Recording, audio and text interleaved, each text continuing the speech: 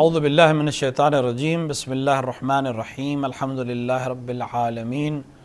وصلی اللہ علی سیدنا محمد وآلہ الطیبین الطاہرین۔ ناظرین کرام، روزے کے احکامات کے سلسلے سے جو ہمارا سلسلہ گفتگو جاری ہے، اس میں ہماری بحث ان احکامات کے سلسلے میں چل رہی ہے جو روزے کو باطل کر دیتی ہیں، یعنی اصطلاح میں جنہیں مبطلات صوم یا مبطلات روزہ کہا جاتا ہے، کہ جن کو انجام دینے کی صورت میں انسان کا روزہ باطل ہو جاتا ہے اور جس سے اجتناب کرنا انسان کے لیے روزے کی حالت میں ضروری ہے۔ ایک انسان جو روزے سے ہے، اس کے لیے جائز نہیں ہے کہ وہ اپنے سر کو پانی میں ڈبوئے، یعنی اپنے سر کو اس طرح سے پانی میں لے جائے کہ اس کا پورا سر پانی کے اندر چلا جائے۔ یہ کام روزے کی حالت میں جائز نہیں ہے، اگرچہ اس کا بدن باہر رہے۔ دو طرح سے یہ کام ہو سکتا ہے، انسان اپنے پورے بدن کو پانی میں ڈال دے اور اس کا ڈبکی لینا، جسے کہا جاتا ہے ڈبکی لے، جس سے سر پوری طرح سے پانی کے اندر چلا جائے پورے جسم کے ساتھ۔ یہ کام بھی جائز نہیں ہے روزے کی حالت میں۔ اور اگر انسان کا جسم باہر رہے، کوئی حوض ہو یا کوئی بڑا ڈرم ہو یا کوئی ایسی جگہ جہاں پانی بہت زیادہ ہو، جہاں بدن باہر رکھے اور صرف اپنے سر کو پانی میں ڈبوئے، یہ کام بھی روزے کی حالت میں جائز نہیں ہے اور روزے کو باطل کر دیتا ہے۔ لیکن اگر انسان جسم کو ڈبوئے، گردن تک اپنے جسم کو پانی میں ڈبو دے لیکن سر کو نہ ڈبوئے،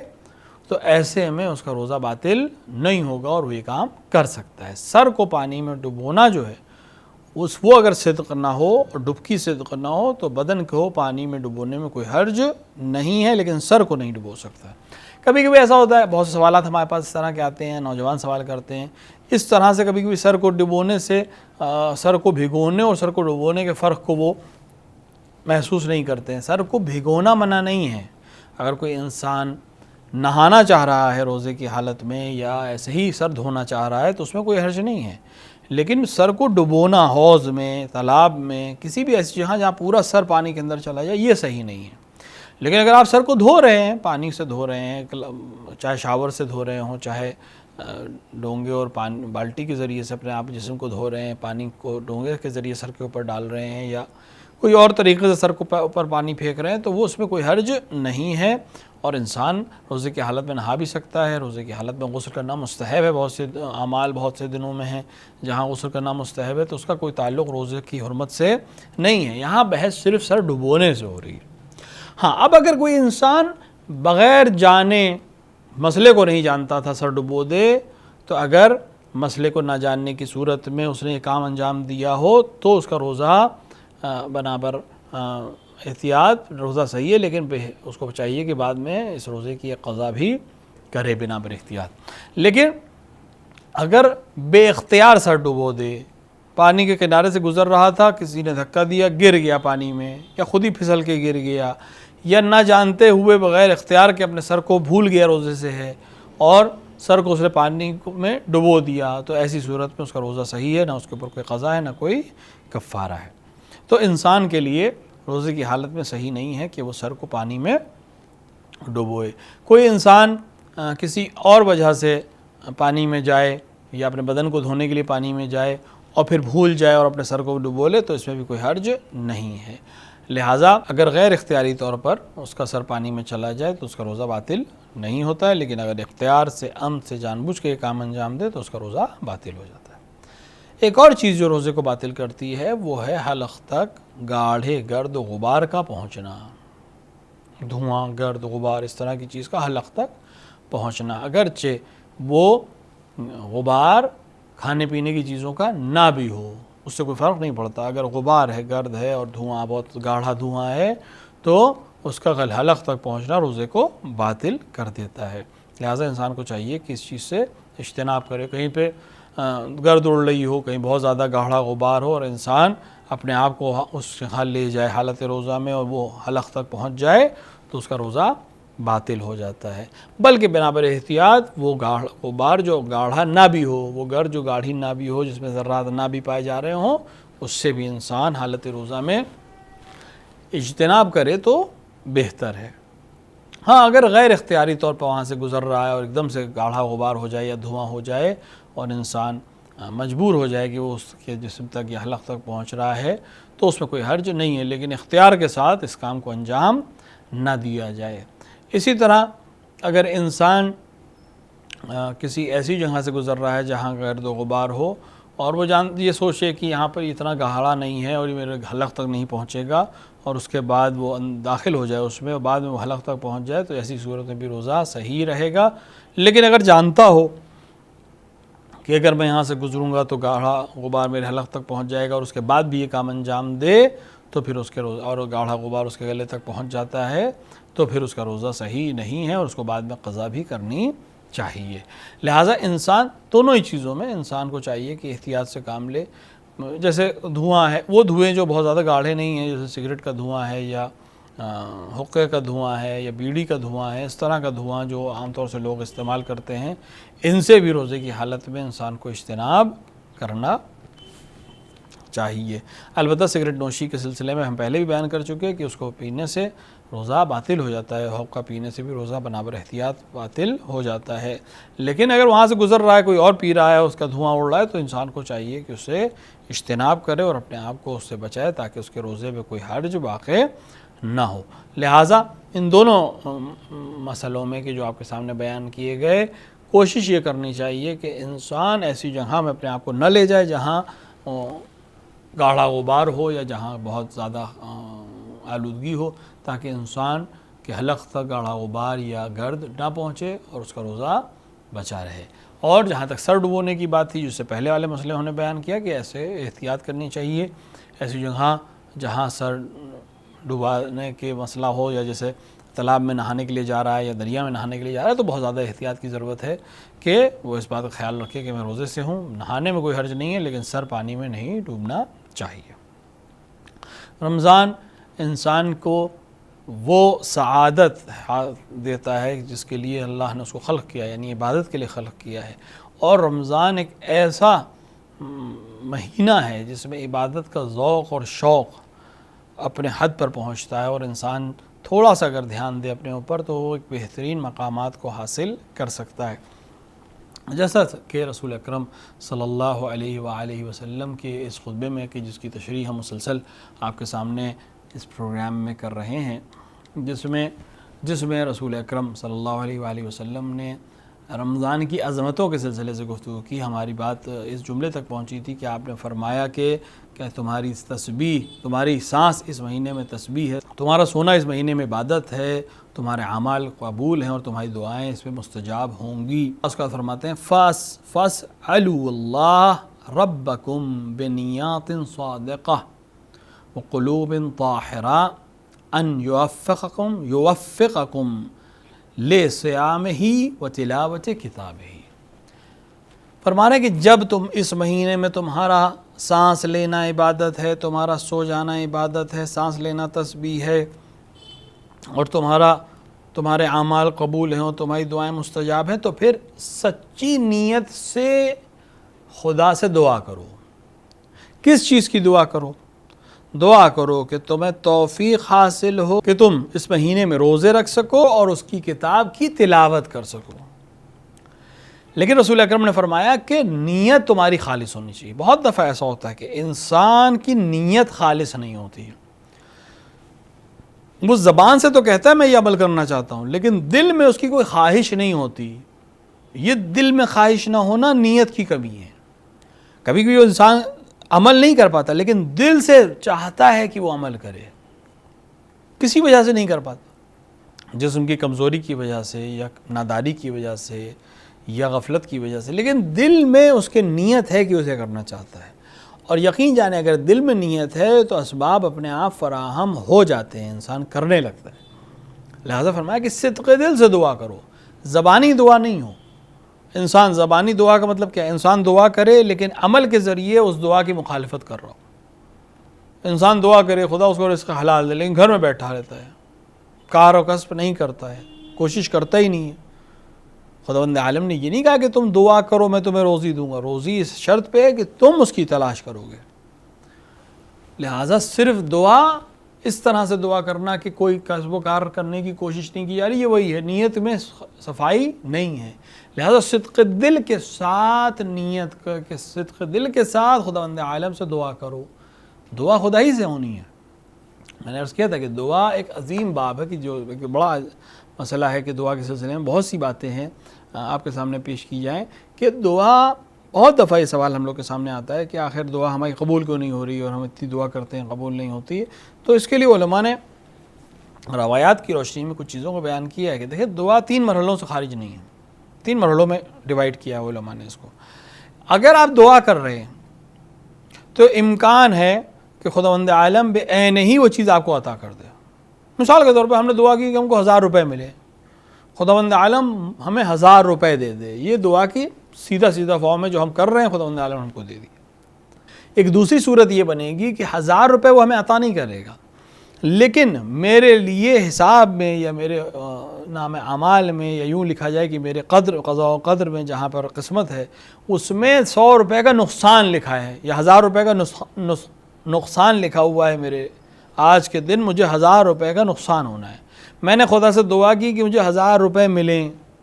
خداوند عالم نے مجھے 1000 روپے نہیں دیے، لیکن صفحے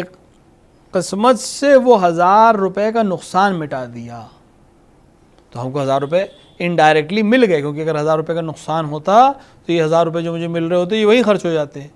تو اس نے مجھے دیے نہیں، لیکن اس نقصان کو نامے سے مٹا دیا، میری قسمت سے ہٹا دیا۔ کیونکہ ہمیں اپنی قسمت پتہ نہیں ہے،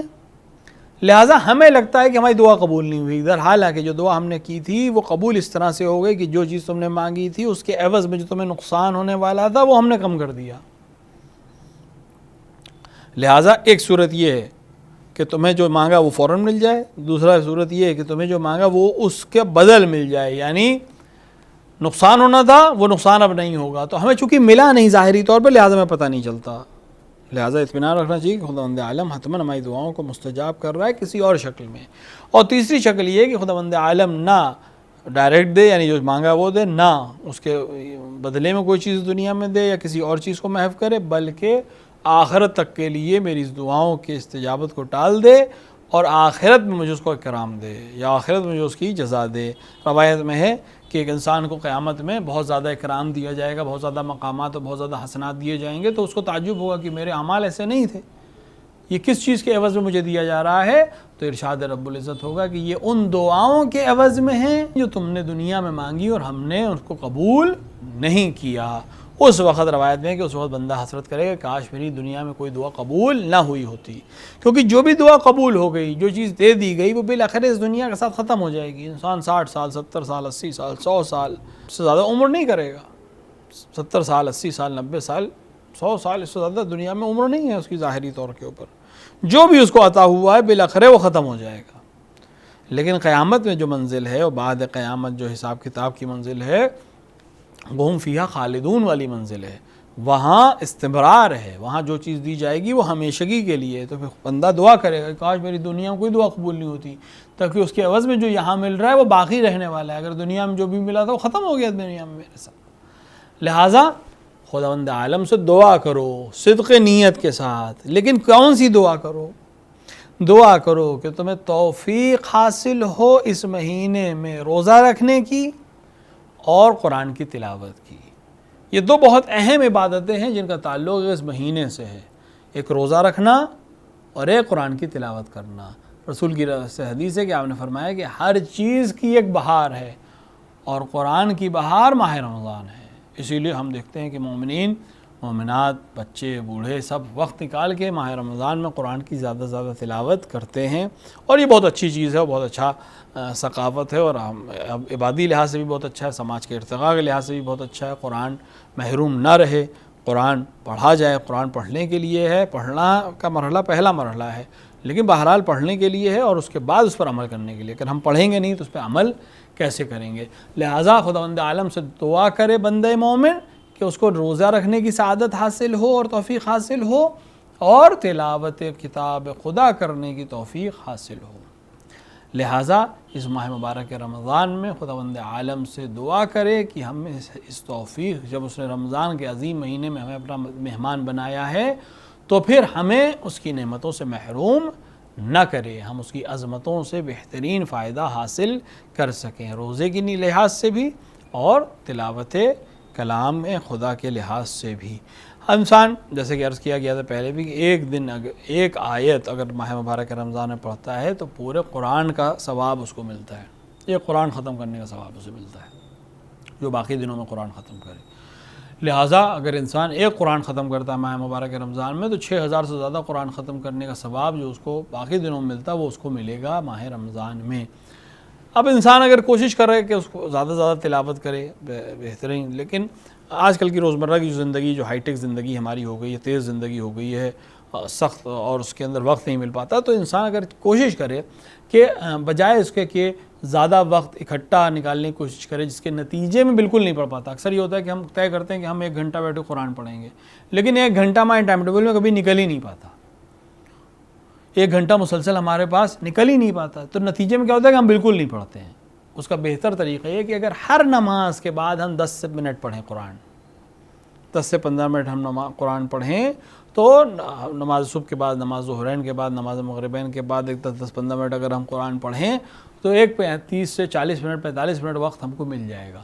اور ہم مسلسل ایک کام میں مصروف نہ رہنے کی وجہ سے ہم بعد میں دوسرے کاموں کو بھی انجام دے سکتے ہیں، اور مسلسل اور قرآن بھی ہم اپنا پڑھ لیں گے، اور یہ نہیں ہوگا کہ ہم انتظار کرتے رہے کہ وقت ہمیں زیادہ ملے تو ہم قرآن پڑھتے ہیں۔ اگر ایک انسان پڑھنا چاہے تو آج کل جو عثمان طہا کی چاپ والے قرآن ہمارے گھروں میں ہیں، تقریباً 20 سے 21 صفحے کا ایک پارہ ہے۔